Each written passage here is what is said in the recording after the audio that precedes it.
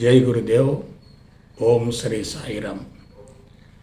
దివ్య ప్రేమ స్వరూపులారా, నిన్న మీరు గురు సందేశంలో సత్యమే భగవంతుడు అనే అంశాన్ని గురించి తెలుసుకున్నారు. ఈరోజు మనసే మూలం అనే అంశాన్ని గురించి తెలుసుకోబోతున్నారు. వాస్తవానికి విశ్వం అంటే సత్యం, సత్యం అంటే విశ్వం, సత్యం అంటే పరమాత్మ, సత్యం అంటే పరబ్రహ్మం, సత్యం అంటే భగవంతుడు. సత్యం విశ్వమంతటా వ్యాపించి ఉంటుంది, భగవంతుడు కూడా విశ్వమంతటా వ్యాపించి ఉంటాడు. అటువంటి సత్యాన్ని గురించి అవగాహన గావించుకోవాలంటే మనం తప్పనిసరిగా ద్వంద్వాలను అధిగమించగలగాలి, ద్వంద్వాలను దాటి వెళ్ళగలగాలి, ఒక స్థితికి చేరగలగాలి. ద్వంద్వాలను అధిగమించగలిగితే, ఆత్మస్థితికి చేరగలిగితే సత్యదర్శనం అవుతుంది. సత్యదర్శనం అయిందంటే భౌతిక జగత్తును కూడా భగవంతుడిగా భావించే అవకాశం ఉంటుంది. కాబట్టి సత్యాన్ని భగవంతుడిని వేరు చేయకూడదు. అయితే అటువంటి భగవంతుడి స్థితిని అందుకోవాలంటే మనకు ప్రధానమైనటువంటి అవరోధం ఏమిటంటే మనసు. మనసును గురించి అన్ని కోణాల నుండి లోతుగా అధ్యయనం చేయగలిగితే జీవిత రహస్యం తెలుస్తుంది, విశ్వ రహస్యం తెలుస్తుంది, మానవ జీవిత పరమార్థం కూడా తెలిసిపోతుంది. ముందుగా మనసు అంటే ఏమిటో తెలుసుకుందాం. మనసు అంటే జ్ఞానం, మనసు అంటే సమాచారం, మనసు అంటే ప్రజ్ఞ, మనసు అంటే చేతనత్వం. విశ్వములో చైతన్యం ఎక్కడ ఉంటుందో అదంతా మనసుగా రూపాంతరం చెందుతుంది. కాబట్టి చైతన్యం యొక్క రూపాంతరమే మనసు అవుతుంది. అయితే ఈ మనసు నిలకడగా ఉండదు, నిరంతరం మార్పులు చెందుతూ ఉంటుంది. ఇటువంటి మనసుకు మూలం ప్రాణశక్తి అయితే ఆ ప్రాణశక్తికి మూలం మరియు ఆధారం పరమాత్మ అవుతుంది.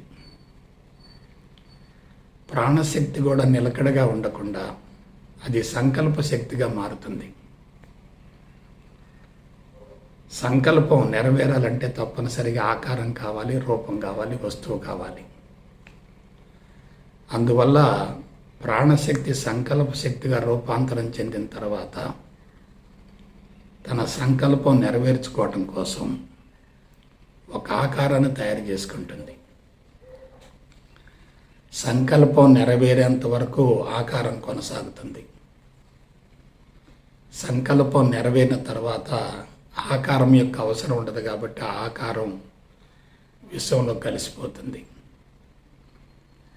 సంకల్పం నెరవేరిన తర్వాత అది కూడా విశ్వంలోనే కలిసిపోతుంది. ఈ విధంగా సంకల్పం ద్వారా ఒక వస్తువు తయారు కావడాన్ని సృష్టి అంటారు. ఆ వస్తువు కానీ ఆకారం కానీ కొంతకాలం కొనసాగడాన్ని స్థితి అంటారు. సంకల్పం నెరవేరిన తర్వాత ఆ వస్తువు కరిగిపోయి విచ్ఛేదనమై విచ్ఛిన్నమై విశ్వంలో కలిసిపోతే దాన్నే లయ అంటారు. సృష్టి, స్థితి, లయ. ఈ సృష్టి, స్థితి, లయలకు మూలం మరియు ఆధారం ఏమిటంటే మనసే. ఎలా? సంకల్పమే మనసు, మనసే సంకల్పం. ప్రాణశక్తి ప్రాణశక్తిగా ఉన్నంత వరకు అది స్వచ్ఛంగా ఉంటుంది. ప్రాణశక్తి సంకల్ప శక్తిగా మారిన తర్వాత అది మనసుగా రూపాంతరం చెందుతుంది. విశ్వం మొత్తం వ్యాపించి ఉన్నటువంటి ఈ సంకల్పాల సమూహాన్ని సమిష్టి మేధస్సు అంటారు. అదే ఒక వ్యక్తి సంబంధించి ఉంటే దాన్ని వ్యష్టి మేధస్సు అంటారు. ఈ వ్యష్టి మేధస్సుకు మూలం ఏంటంటే కోరికలు, ఆశయాలు, సంకల్పాలు వగైరా వగైరా వగైరా. కాబట్టి భగవంతుడి యొక్క సంకల్పాలకు మానవుడి యొక్క సంకల్పాలకు మధ్య స్పష్టమైనటువంటి వ్యత్యాసం ఉంటుంది. మానవుల యొక్క సంకల్పాలు ప్రత్యక్షంగా భగవంతుడి నుండి ఆవిర్భవించినవి కానే కావు. అవి తల్లిదండ్రుల ద్వారా బిడ్డలకు సంక్రమించినటువంటి జీవిత ప్రణాళికకు సంబంధించినటువంటి అంశాలు. అవన్నీ సంక్లిష్టంగా ఉంటాయి, సంయుక్తంగా ఉంటాయి. అందుకే దానిని వ్యష్టి మేధస్సు అంటారు, జీవుడు అంటారు, అంతఃకరణాలు అంటారు, సూక్ష్మ శరీరం అని కూడా అంటారు. కాబట్టి ఒక సంకల్పం నెరవేరటానికి ఏ విధంగా ఆకారం అవసరమవుతుందో, మానవుడి యొక్క సూక్ష్మ శరీరంలో ఉన్నటువంటి కోరికలు, ఆశయాలు, సంకల్పాలు నెరవేరటానికి తప్పనిసరిగా ఒక శరీరం అవసరమవుతుంది కదా. ఎటువంటి శరీరం ద్వారానైతే తన కోరికలు, సంకల్పాలు, ఆశయాలు నెరవేరుతాయో అటువంటి శరీరమే తయారు చేయబడుతుంది. కోరికలు, సంకల్పాలు నెరవేరిన తర్వాత శరీరం యొక్క అవసరం ఉండదు కాబట్టి ఆ శరీరం విచ్ఛిన్నమై, విచ్ఛేదనమై విశ్వంలో కలిసిపోతుంది. అయితే విచిత్రమైనటువంటి అంశం ఏమిటంటే, మానవుడికి తన జీవిత కాలంలో కోరికలు, సంకల్పాలు, ఆశయాలు నెరవేరవు. అంటే పుట్టినప్పుడున్నటువంటి కోరికలు, ఆశయాలకి జీవితం కొనసాగేటప్పుడు ఉత్పన్నమయ్యే అదనపు కోరికలు, ఆశయాలు, సంకల్పాలకి స్పష్టమైనటువంటి వ్యత్యాసం ఉంటుంది. అంటే జీవితం గడిచే కొలది సంకల్పాలు, కోరికలు, ఆశయాల మోతాదు పెరుగుతూ ఉంటుంది. ఆ మోతాదు పెరుగుతూ ఉన్నప్పుడు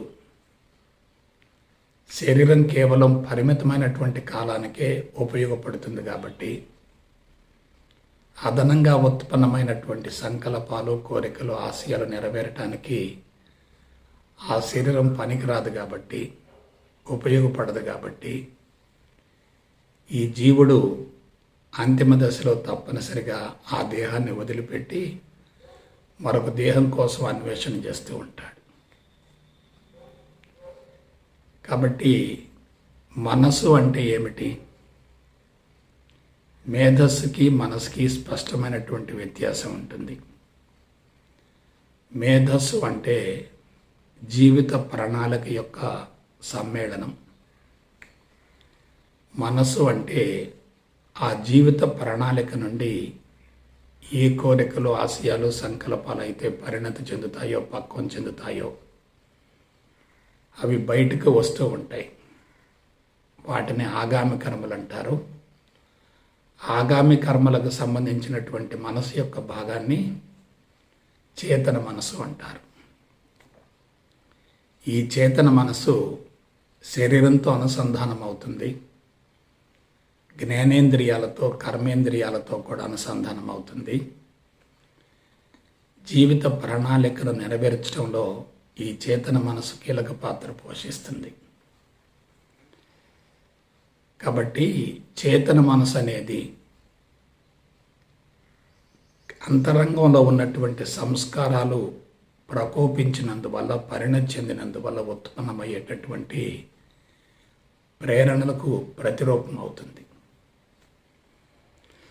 మరణించే సమయంలో కూడా పక్వం చెందినటువంటి ఆగామి కర్మలే బయటికి వెళతాయి. వాటిని వాసన బీజాలు అంటారు, జీవ చైతన్యం అంటారు, జీవుడని కూడా అంటారు. అయితే ఇక్కడ కీలకమైనటువంటి అంశం ఏమిటంటే, మనసును జయించడం ఎట్లా, మనసును అధిగమించడం ఎట్లా, మనసును లోపరుచుకోవటం ఎట్లా, జీవిత పరమార్థం నెరవేర్చుకోవడం ఎలా, ఇది చాలా కీలకమైనటువంటి అంశం. మనం మనసు పరిధిలో జీవించినంత కాలం మనసును జయించే అవకాశం లేదు. మనసు పరిధిని కూడా దాటి వెళ్ళగలిగితే, జీవుడిని కూడా అధిగమించగలిగితే మనసును జయించగలుగుతాం, మనసును కరిగించగలుగుతాం, జీవుడిని లోబరుచుకోగలుగుతాం. కాబట్టి ఎవరైనా ఆత్మస్థితికి చేరి జీవిత పరమార్థాన్ని నెరవేర్చుకోవాలంటే మనసును కరిగించుకోవాలి. మనసుతో యుద్ధం చేయకూడదు, మనసుతో ఘర్షణ పడకూడదు. తప్పనిసరిగా మనసును కరిగించగలగాలి. అందువల్ల మనసు యొక్క స్వరూప స్వభావాన్ని గురించి మనం తెలుసుకోగలిగితే దానిని స్వాధీనపరచుకోవచ్చు. వాస్తవానికి భూమండలంలో ఉన్నటువంటి జీవరాశి అన్నింటిలోకెల్లా అత్యంత శక్తివంతమైనటువంటి మనోచైతన్యం ఒక మానవ జాతిలోనే ఉంది. పంచభూతాలలో జీవ చైతన్యం ఉండదు. వృక్షాలలో జీవ చైతన్యం ఉంటుంది, కానీ అది చాలా పరిమితంగా ఉంటుంది. వృక్షాలకు ఇంద్రియాలు ఉండవు కాబట్టి లోపల ఏం జరుగుతుందో బయట ఏం జరుగుతుందో తెలుసుకునే అవకాశం ఉండదు. అదే జంతువులను తీసుకుంటే వాటిలో ఇంద్రియ చైతన్యం ఉంటుంది. ఆలోచన పరిధి చాలా తక్కువగా ఉంటుంది, పరిమితంగా ఉంటుంది.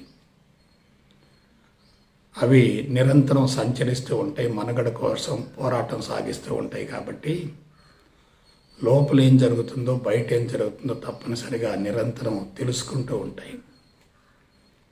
అదంతా కూడా మనసు ద్వారానే జరుగుతుంది. అయితే జంతువులలో ఉన్నటువంటి మనసు చాలా పరిమితంగా ఉంటుంది, తక్కువ స్థాయిలో ఉంటుంది. ప్రజ్ఞ చాలా తక్కువ మోతాదులో ఉంటుంది. అందువలన అవి కేవలం శారీరక అవసరాలకే పరిమితం అవుతాయి. మానవ జాతిని తీసుకుంటే మానవ జాతిలో మనసు చాలా సంక్లిష్టంగా ఉంటుంది. దాని పరిధి చాలా పెద్దదిగా ఉంటుంది, ఎక్కువగా ఉంటుంది. అందువలన లోపల ఏం జరుగుతుందో బయట ఏం జరుగుతుందో పరిసరాల్లో ఏం జరుగుతుందో ప్రపంచంలో ఏం జరుగుతుందో విశ్వంలో ఏం జరుగుతుందో తెలుసుకునేటటువంటి అవకాశం ఒక్క మానవ జాతికి మాత్రమే ఉంది. మరి ఏ ఇతర జాతికి అటువంటి అవకాశం లేదు. అయితే మీరు నేను తెలుసుకోవలసినటువంటి నగ్న సత్యం ఏంటంటే మనస్సు అనేది మానవులకు వరం కాదు, అది శాపమే. ఎందుకంటే మనిషి మనసు పరిధిలోనే పనిచేయవలసి ఉంటుంది, మనసుకు లోబడి జీవించవలసి ఉంటుంది. మనసే మనిషికి ఆధారం అవుతుంది, మూలమవుతుంది. మనసే మనిషిని నడిపిస్తూ ఉంటుంది. మనసుకు లోబడి జీవిస్తున్నంతకాలం మనిషి యొక్క అంతరంగంలో గుణాలు ప్రకోపిస్తూ ఉంటాయి. తమోగుణం, రజోగుణం, సత్వగుణం. ఆ మూడు గుణాలను దాటి అధిగమించి వెళ్ళగలిగితే, ఆ మూడు గుణాలను దాటి అధిగమించి వెళ్ళగలిగితే అప్పుడు మనసును లోబరుచుకునే అవకాశం ఉంటుంది. ఎవరైతే ఆధ్యాత్మిక మార్గంలోనికి ప్రవేశించి దానిని గురించి శాస్త్రయుక్తంగా అవగాహన గావించుకోగలుగుతారో వాళ్ళు మాత్రమే మనస్సును లోబరుచుకోగలుగుతారు. ఎందువలన? మనసు కంటే సూక్ష్మైంది ప్రాణశక్తి, ప్రాణశక్తి కన్నా సూక్ష్మైంది పరమాత్మ. పరమాత్మ స్థాయిలో ఉన్నప్పుడు మనసును లోబరుచుకోవచ్చు. మానసిక స్థాయిలో ఉన్నప్పుడు మనసును లోబరుచుకునే అవకాశమే లేదు. అయితే ఋషులు మనసును కరిగించినప్పుడు ఆనాటి కాలమాన పరిస్థితులు వేరు. ప్రస్తుతం ఆధునిక నాగరికత పరిణామంలో మనిషి పూర్తిగా కలుషితమైనటువంటి వాతావరణంలో జీవిస్తున్నాడు. చుట్టూ కలుషితమైనటువంటి వాతావరణం ఉన్నప్పుడు ఆ ప్రభావంతో అంతరంగం కూడా తప్పనిసరిగా కలుషితం అవుతుంది. అందువలన మనసును అధిగమించడం కానీ జయించడం కానీ సామాన్యమైన విషయం కాదు. అది బహు కష్టతరమే, కానీ అసాధ్యం మాత్రం కానే కాదు. అందువలన మనస్సును జయించేటటువంటి విధానాన్ని అనుసరించగలగాలంటే మనసును గురించి సమూలంగా తెలుసుకోగలగాలి. మనసు ద్వారా విశ్వం మొత్తం ఆవిర్భవించింది అంటున్నాం కదా. ఆ విశ్వంలో ఏం జరుగుతుంది? మనసు ద్వారానే ఒక వస్తువు లేక ఆకారం ఏర్పడుతుంది. ఆ ఆకారం కొంతకాలం కొనసాగుతుంది. అది తర్వాత కనుమరుగవుతుంది, లయమవుతుంది. సృష్టి, స్థితి, లయలు జరుగుతూ ఉంటాయి. అయితే మానవుడికి మిగతా వాటికి మధ్య ఉన్నటువంటి వ్యత్యాసం ఏంటి? మానవునిలో మనసు సంక్లిష్టంగా ఉంటుంది. కోరికలు, ఆశయాలు, గమ్యాలు, లక్ష్యాలు విపరీతంగా ఉంటాయి. కోరికలు, ఆశయాలు, గమ్యాలు, లక్ష్యాలు విపరీతంగా ఉంటాయి. అందువల్ల ఇవన్నీ నెరవేరటానికి తప్పనిసరిగా శరీరం అవసరం అవుతుంది. ఆ శరీరంలో తప్పనిసరిగా కర్మలు జరుగుతూ ఉండాల్సిందే. కర్మలు జరుగుతూ ఉంటేనే సంకల్పాలు కానీ, కోరికలు కానీ, ఆశయాలు కానీ నెరవేరే అవకాశం ఉంటుంది.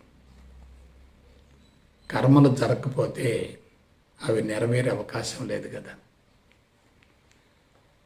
అయితే ప్రస్తుతం మానవ జీవన విధానం ఎలా కొనసాగుతుందో మీరు జాగ్రత్తగా పరిశీలించండి. శారీరక అవసరాల కోసం, భౌతిక అవసరాల కోసం, కుటుంబ అవసరాల కోసం మనిషి నిరంతరం పోరాటం చేస్తున్నాడు, ఆరాటంగా ఉంటున్నాడు. ఆర్థిక వనరుల కోసం పరుగులు తీస్తున్నాడు. కోరికలు, ఆశయాలు, సంకల్పాలు, గమ్యాలు, లక్ష్యాలు విపరీతంగా పెరుగుతున్నాయి. సంవత్సరం గడిచిందంటే సమస్యలు పెరుగుతున్నాయి తప్ప తగ్గటం లేదు. అందుకు మూల కారణం ఏంటి? మనిషి మనసు పరిధిలో జీవించటమే. మనిషి మనసు పరిధిలో జీవించినంతకాలం శారీరక ఇంద్రియ మట్టాలకే పరిమితం అవుతాడు. శరీరం సుఖాన్ని కోరుకుంటూ ఉంటుంది. ఇంద్రియాలు విలాసం కోసం, వినోదం కోసం, శృంగారం కోసం, భోగలాలస జీవితం కోసం ఆరాటపడుతూ ఉంటాయి. శారీరక మట్టం తమోగుణానికి సంబంధించి ఉంటుంది.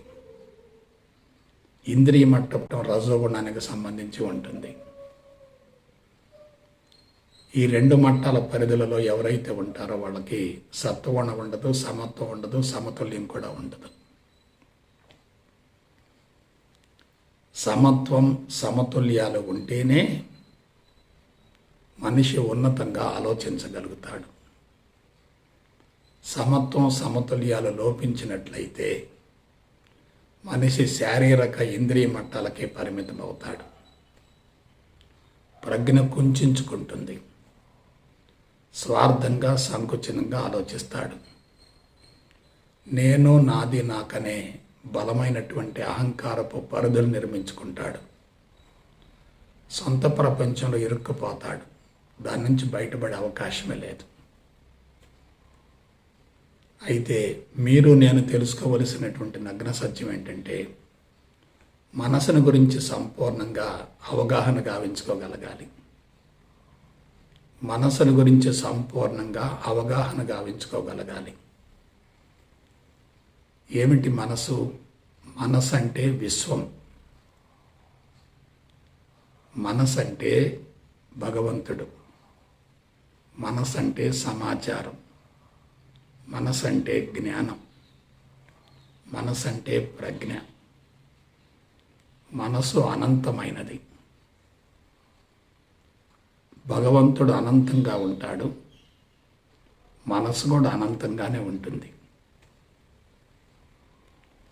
కాబట్టి జాగ్రత్తగా విశ్లేషించుకుంటే మనసే భగవంతుడు, భగవంతుడే మనసు. నిన్న గురు సందేశంలో ఏం చెప్పుకున్నాం? సత్యమే భగవంతుడు అన్నాం. ఇవాళ మీరేం తెలుసుకుంటున్నారు? మనసే భగవంతుడు, భగవంతుడే మనసు. ఎందువలన?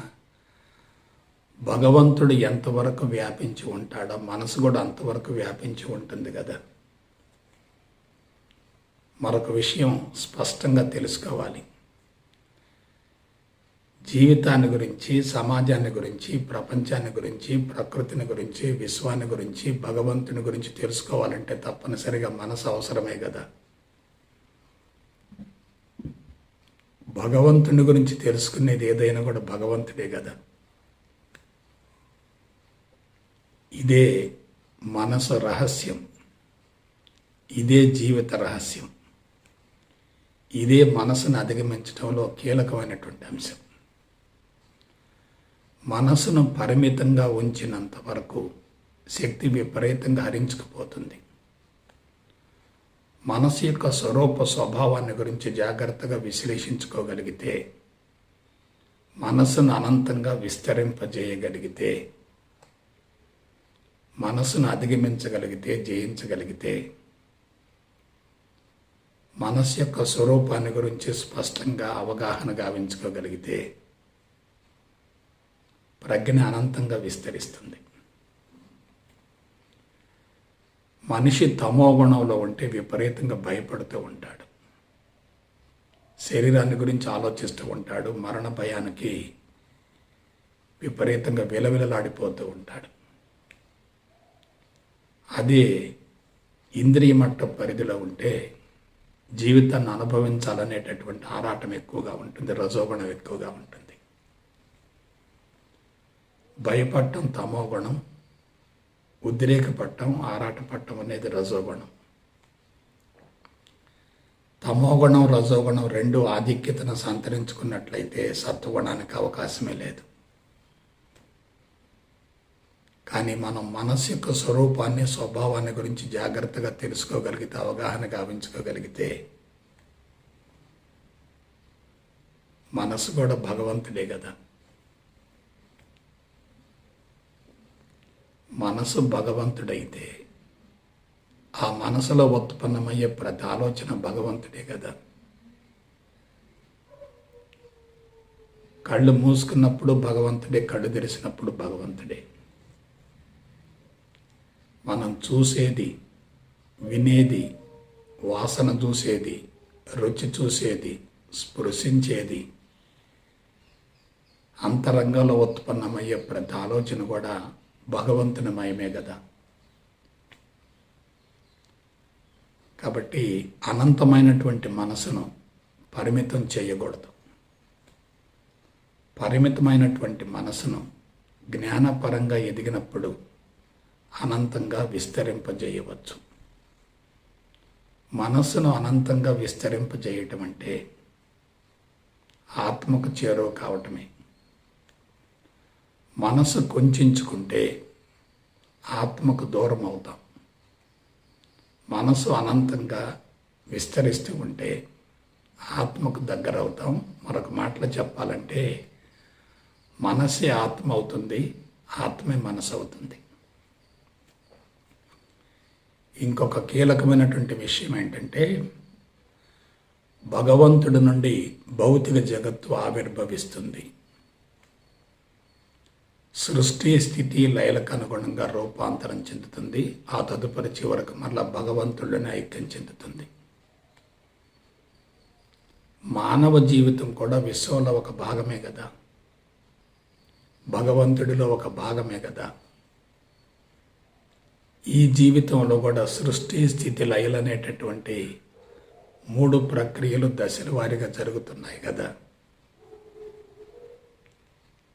కాబట్టి సృష్టి, స్థితి, లయలకు అనుగుణంగా మార్పులు జరుగుతూ ఉన్నాయి. పంచభూతాల ద్వారా పోషక పదార్థం అందించబడుతుంది. శ్వాస ద్వారా ప్రాణవాయువు అందుతూ ఉంటుంది. జీవితాంతం పంచభూతాల లోపలకు ప్రవేశించి బయటకు వస్తూ ఉంటాయి. ఈ పంచభూతాలకు మూలం మరియు ఆధారం భగవంతుడే కాబట్టి మనకు పోషణకర్త కూడా భగవంతుడే. జీవితానికి మూల సూత్రధారి కూడా భగవంతుడే. ఎప్పుడైతే జీవితానికి మూల సూత్రధారి భగవంతుడు అనే భావన కలుగుతుందో సర్వం బ్రహ్మమయంగా గోచరిస్తుంది. అంతా ఏకత్వమే కనిపిస్తుంది. అందులో ఎటువంటి సందేహం లేదు. కాబట్టి జాగ్రత్తగా విశ్లేషించుకునేటట్లయితే విశ్వమంతా జ్ఞానమయం కాబట్టి, విశ్వమంతా సమాచారమయం కాబట్టి, విశ్వమంతా ప్రజ్ఞ వ్యాపించి ఉంటుంది కాబట్టి, విశ్వమంతా చేతనత్వం వ్యాపించి ఉంటుంది కాబట్టి,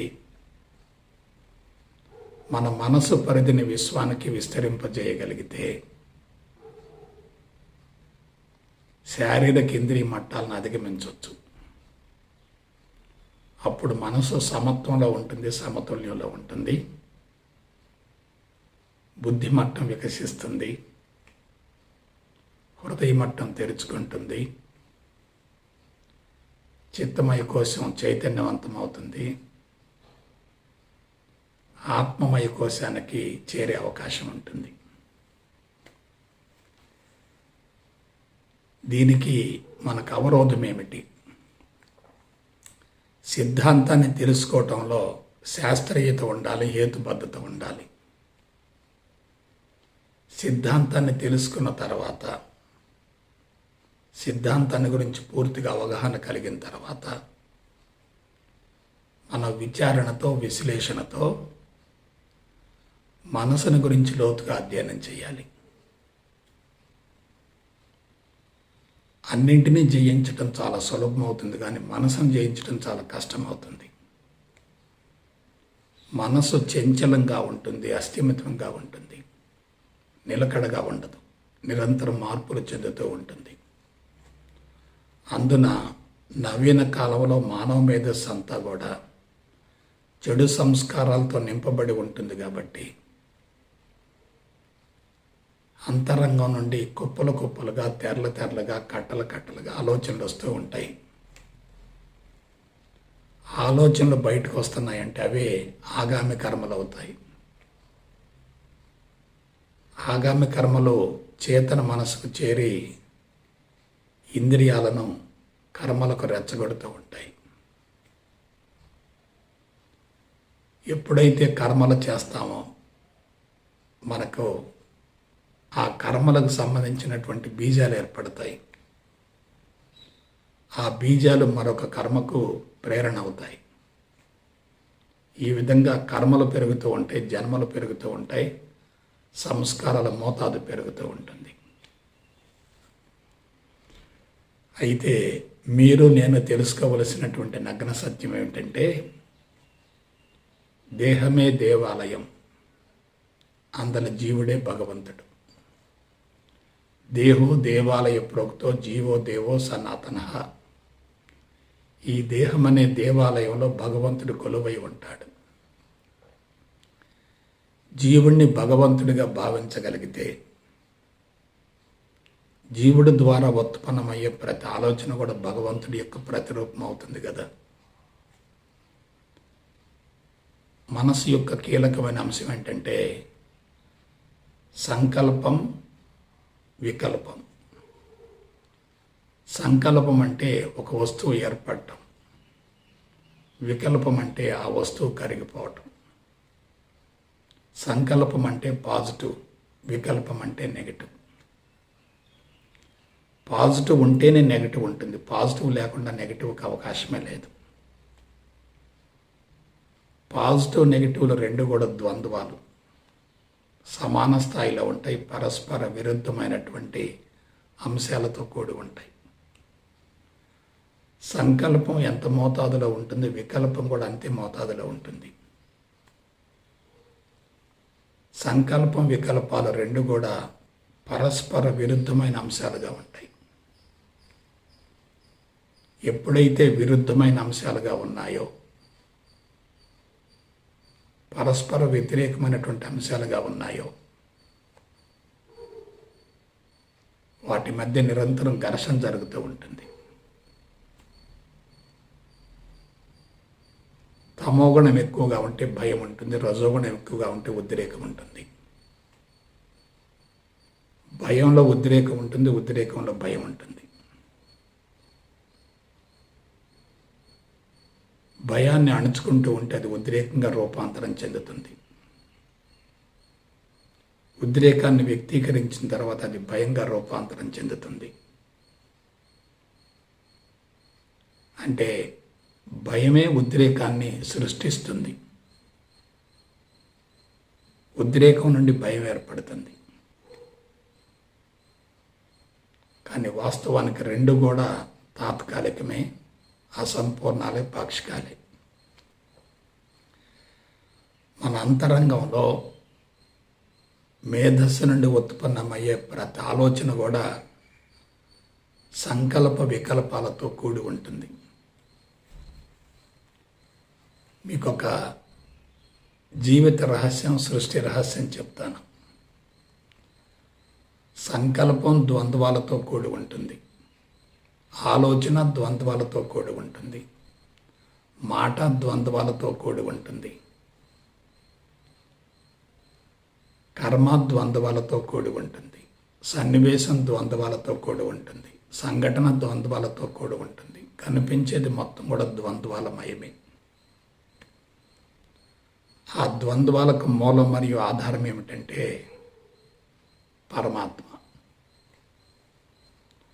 మనం మనసు పరిధిలో ఉన్నప్పుడు ద్వంద్వాల మధ్య ఘర్షణ పడుతూ ఉంటాం. మనసును అధిగమించగలిగితే, మనసుకు వేరుగా ఉండగలిగితే, మనసు నుండి దూరంగా ఉండగలిగితే, మనసును గమనిస్తూ ఉండగలిగితే, మనసుకు భిన్నంగా ఉండగలిగితే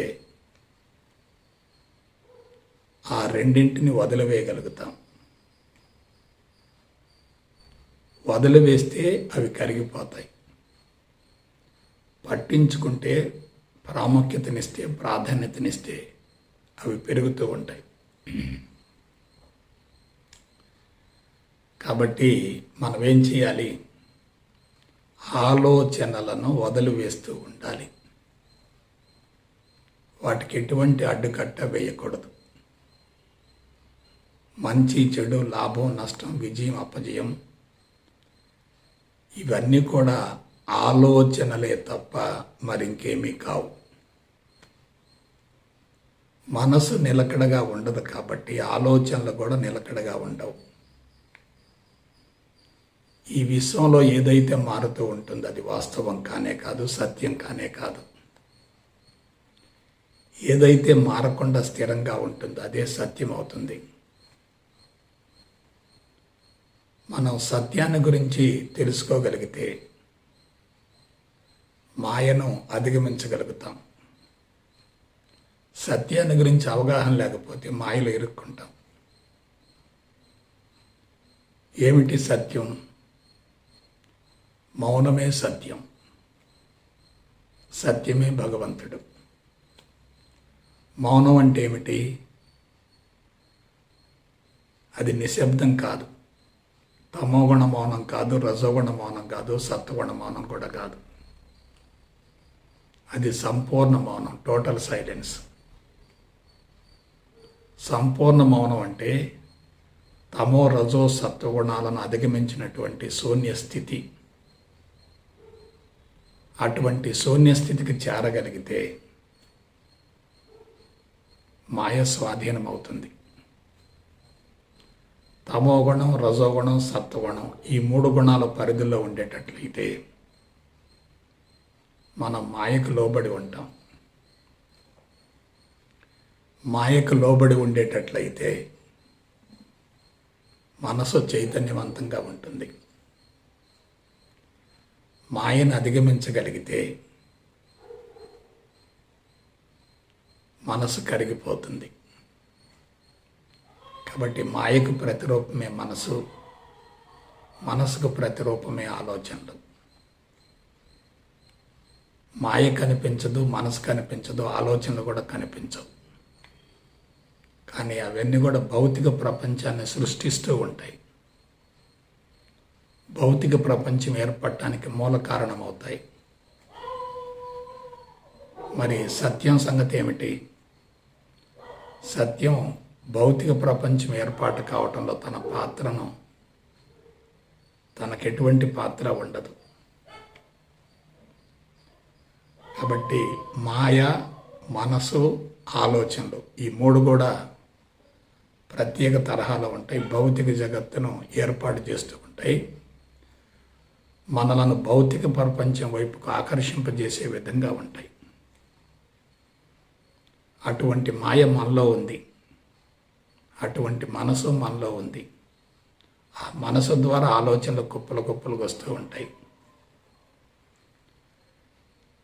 కాబట్టి మనం ఏం చేయాలి? ఆలోచనల పరిధి దాటి వెళ్ళగలగాలి. అందుకు శాస్త్రీయపరమైనటువంటి పందా ఏమిటి? మాయను కూడా భగవంతునిలో ఒక భాగంగా భావించడమే. మనసు కూడా భగవంతుల్లో ఒక భాగమే. ఆలోచనలు కూడా భగవంతుల్లో ఒక భాగమే.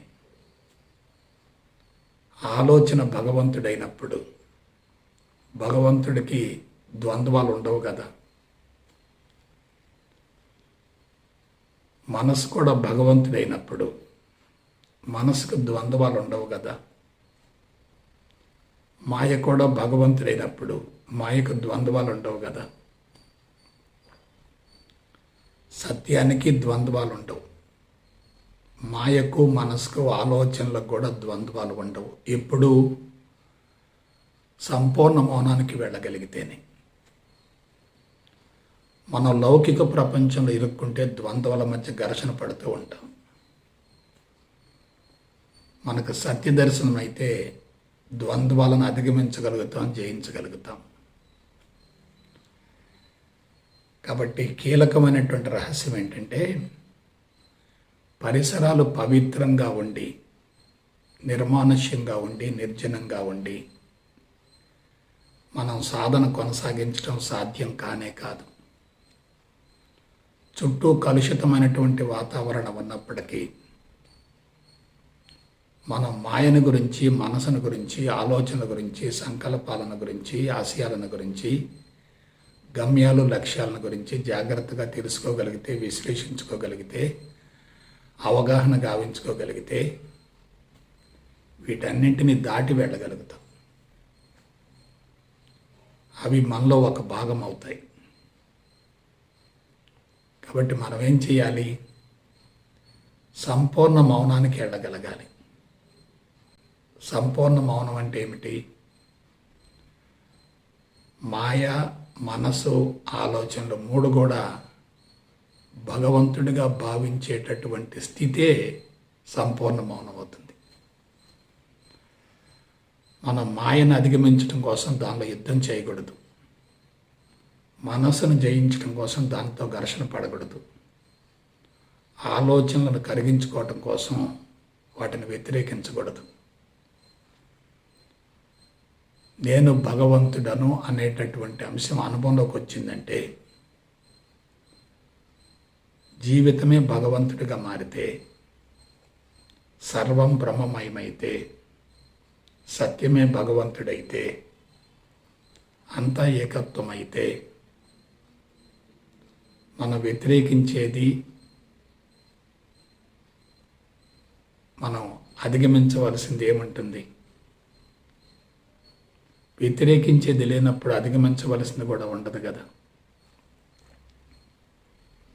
ఇదే మనసు రహస్యం అంటే. కాబట్టి లోపల నుంచి కుప్పలుగా, కట్టలుగా, తెరలుగా ఆలోచనలు వస్తూ ఉంటాయి. మన గత చరిత్ర మనల్ని కర్మలకు రెచ్చగొడుతూ ఉంటుంది. కర్మలకు వెళ్ళామా, ఆ కర్మల ద్వారా మరికొన్ని బీజాలు ఏర్పడుతూ ఉంటాయి. ఆ బీజాలు మరలా కర్మలకు మూలమవుతాయి. అలా కాకుండా మనం సంపూర్ణ మౌనానికి వెళ్ళగలిగితే, శూన్య స్థితికి చేరగలిగితే, భగవంతుడి స్థితికి చేరగలిగితే, అంతా భగవంతుని మయమే అనే భావన కలిగితే, కళ్ళు మూసుకున్నా తెరిచినా అంతా భగవంతుడనే భావన కలిగితే, పాజిటివ్ లేదు, నెగిటివ్ లేదు, రెండు కూడా మాయే. కాబట్టి ద్వంద్వం అనేది మాయ, ద్వైతం అనేది మాయ, ద్వయం అనేది మాయ, ఏకత్వమే సత్యం, ఏకత్వమే భగవంతుడు. అటువంటి ఏకత్వం నుంచి భిన్నత్వంతో ఉన్నటువంటి భౌతిక జగత్తు ఆవిర్భవించి ఇది మరలా తిరిగి ఏకత్వంలో కలిసిపోతూ ఉంటుంది. ఇదంతా ఒక వలయం మాదిరిగా జరుగుతూ ఉంటుంది, రొటీన్గా జరుగుతూ ఉంటుంది. కాబట్టి ఎప్పుడైతే భౌతిక జగత్తుకు భిన్నంగా, వేరుగా, అతీతంగా ఆలోచించగలుగుతామో అది ఆత్మస్థితికి ప్రతిరూపం అవుతుంది. అలా కాకుండా భౌతిక జగత్తులో ఇరుక్కుంటే ఏమవుతుంది? భౌతిక జగత్తులో జరిగేటటువంటి సంఘటనలకి మనం తప్పనిసరిగా ప్రతిచర్యను చూపుతూ ఉంటాం, స్పందిస్తూ ఉంటాం, కర్మలకు వెళుతూ ఉంటాం, కర్మ బంధం పెరుగుతుంది, కర్మలు పొడిగించబడతాయి, జన్మలు కూడా పొడిగించబడతాయి. కాబట్టి జాగ్రత్తగా విశ్లేషించుకునేటట్లయితే మనసే మానవ జీవితానికి మూలం మరియు ఆధారం అవుతుంది. ఆ మనసే పూర్ణత్వాన్ని అందుకోవడానికి అవరోధం అవుతుంది. మనస్సును జయించగలిగితే పూర్ణత్వం సిద్ధిస్తుంది. మనస్సులో ఇరుక్కుంటే పూర్ణత్వానికి వెళ్ళే అవకాశమే లేదు. ఆధ్యాత్మిక మార్గంలో ఇవన్నీ కూడా చాలా సూక్ష్మమైనటువంటి కీలకమైనటువంటి అంశాలు. వీటిని గురించి శాస్త్రయుక్తమైనటువంటి అవగాహన ఉంటేనే సాధన సులభతరం అవుతుంది. మనం మనసును జయించడం కోసం, మనసును అధిగమించడం కోసం, మనసును స్వాధీనపరచుకోవటం కోసం తప్పనిసరిగా కొంతకాలం సాధన చేయవలసిందే. కానీ ఒక దశకు చేరిన తర్వాత జీవితమే సాధనగా మారుతుంది. కాబట్టి జీవితమే సాధనగా మారినప్పుడు మనిషి విశ్వాన్ని జయించగలుగుతాడు. కాబట్టి మనసు యొక్క స్వరూప స్వభావాన్ని తెలుసుకోగలిగితే చాలు. పరిమితంగా ఉన్నప్పుడు ఏదైనా సమస్యగా ఉంటుంది.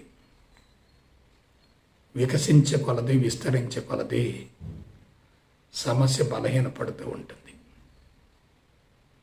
అందువల్ల మనం ఏం చేయాలి? సమస్యను అధిగమించే ప్రయత్నం చేయాలి. సమస్యను అధిగమించాలంటే మనసును కరిగించడమే సమూల శాశ్వత పరిష్కారం. కాబట్టి మనసు అనేది మానవ జీవితానికి, విశ్వానికి తప్పనిసరిగా ఆధారం అవుతుంది. అదే మనసు జీవిత పరమార్థం నెరవేర్చుకోవడానికి, కర్మలను కరిగించుకోవడానికి, దివ్యత్వాన్ని అందుకోవడానికి అవరోధం అవుతుంది. అందువల్ల మనం ఏం చేయాలి? మనసును కూడా భగవంతునిగా భావించగలగాలి. మనసు పరిధి నుండి బయటపడాలి. మనసును పూర్తిగా స్వాధీనపరుచుకోవాలి. అందుకు మనం మనసుతో ఎటువంటి ఘర్షణ పడకూడదు, యుద్ధం చేయకూడదు, దాన్ని వ్యతిరేకించకూడదు. అది కూడా భగవంతునిలో ఒక భాగమే అనే భావన కలిగినప్పుడు అది మనం రెండు కలిసిపోతాం. కలిసిపోయినప్పుడు శక్తి పెరుగుతుంది, వ్యతిరేకిస్తూ ఉంటే శక్తి హరించుకుపోతుంది. కాబట్టి అంతరంగం నుండి ఆలోచనలు కుప్పలుగా వస్తూ ఉన్నప్పటికీ వాటిని భగవంతుడిగా భావించగలిగితే కర్మకు వెళ్ళవలసినటువంటి అవసరం లేదు అనే భావన కలిగితే, కర్మకు అతీతంగా జీవించగలిగితే, నైష్కర్మ్య స్థితిని అందుకోగలిగితే జీవితాన్ని కూడా అధిగమించగలుగుతాం. కాబట్టి చివరగా మీకు ఒక మాట చెప్తున్నాను. నేను అంటే శరీరం కాదు, ఇంద్రియాలు కాదు, మనోబుద్ధులు కాదు, చిత్తం అహంకారం కాదు, జీవుడు కాదు, జీవితం కాదు, ప్రాణశక్తి కూడా కాదు. వాటన్నిటికీ అతీతమైనదే ఆత్మస్థితి. అదే నేను అంటే. ఆ నేనును పట్టుకోగలిగితే, ఆ నేనే నీవుగా మారితే, ఆ నేనే యజమానైతే మిగతావన్నీ కూడా దానికి లోబడి ఉంటాయి. నేను శరీరానికి, ఇంద్రియాలకి, మనసుకి లోబడి ఉండేటట్లయితే మనిషికి సమస్యలు పెరుగుతూ ఉంటాయి, కర్మలు పెరుగుతూ ఉంటాయి, కర్మబంధం పెరుగుతూ ఉంటుంది, జన్మలు పెరుగుతూ ఉంటాయి. జీవుడికి మరణం అనేది ఉండదు. కాబట్టి సిద్ధాంతపరంగా స్పష్టంగా తెలుసుకున్న తర్వాత నేను అనేటటువంటి అంశాన్ని గురించి శాస్త్రయుక్తంగా అవగాహన గావించుకోగలిగితే ఇక అన్నింటికీ అందరికీ అతీతమైన జీవితాన్ని కొనసాగించవచ్చు. ఆ స్థితి నుండి దైనందిన కార్యక్రమాలను నిర్వహించుకుంటూ ఉండొచ్చు. తమోగుణం ఉండాలి, రజోగుణం ఉండాలి, సత్వగుణం ఉండాలి. ఆ 3 గుణాల సమ్మేళనంతో జీవితం కొనసాగాలి. ఆ 3 గుణాలకు అతీతమైనటువంటి శుద్ధ సాత్విక స్థితి నుండి దైనందిన కార్యక్రమాలను నిర్వహించుకుంటూ ఉండాలి. కాబట్టి మనసు అనేది భగవంతుడే, మాయ కూడా భగవంతుడే, భగవంతుడిలో ఒక భాగమే. సర్వం బ్రహ్మమయం అనుకున్నప్పుడు, దాన్ని అనుభవంలోకి పొందగలిగితే మాయ, మనసు, ఆలోచనలు, సంకల్పాలు, ఆశయాలు, గమ్యాలు, లక్ష్యాలు వగైరా వగైరా వంటివన్నీ కూడా భగవంతుడే అవుతాయి కదా. కాబట్టి శూన్యం నుండి కార్యక్రమాలను కొనసాగించడం వేరు, నేను ఫలానా అనబడే పరిమిత స్థితి నుండి, అహంకారపు పరిధి నుండి కార్యక్రమాలను కొనసాగించడం వేరు. అహంకారపు పరిధి ఉందంటే అక్కడ తప్పనిసరిగా మనసుకు లోబడే జీవన విధానం ఉంటుంది. అహంకారానికి అతీతమైనటువంటి స్థితి ఉంటే మనసు తప్పనిసరిగా మనకు లోబడుతుంది. కాబట్టి జీవుడికి లోబడి జీవించటమా, జీవుడికి అతీతంగా జీవించటమా? మనసుకు లోబడి జీవించటమా, మనసుకు అతీతంగా జీవించటమా? మనసుకు అతీతంగా జీవించగలిగితే అది మన కింద పనిచేసే సిబ్బంది అవుతుంది. మనసుకు లోబడి జీవించేటట్లయితే యజమాని సిబ్బందికి లోబడి ఉండవలసి వస్తుంది. అది చాలా ప్రమాదకరం. కాబట్టి మనసును అధిగమించేటటువంటి విధానాన్ని శాస్త్రయుక్తంగా అవగాహన గావించుకొని క్రమం తప్పకుండా సాధన చేసి జీవిత పరమార్థం నెరవేర్చుకోవటం కోసం చక్కటి ప్రణాళికతో ముందుకెళ్తారని మనస వాచ కర్మణ కోరుకుంటూ సెలవు తీసుకుంటా. జై గురుదేవ్, జై గురుదేవ్, జై గురుదేవ్.